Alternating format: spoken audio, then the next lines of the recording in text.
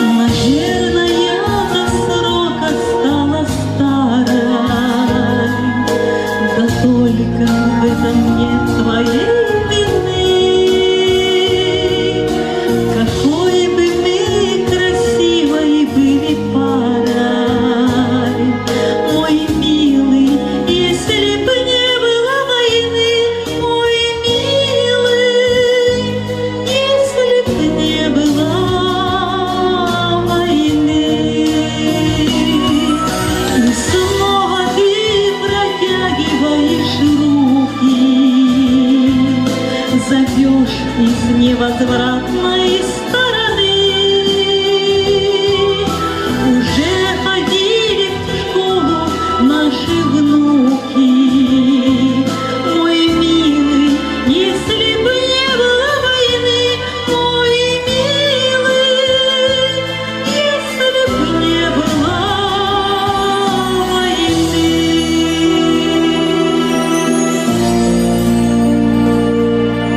Никто калитку стуком не тревожит, и глохну я от этой тишины.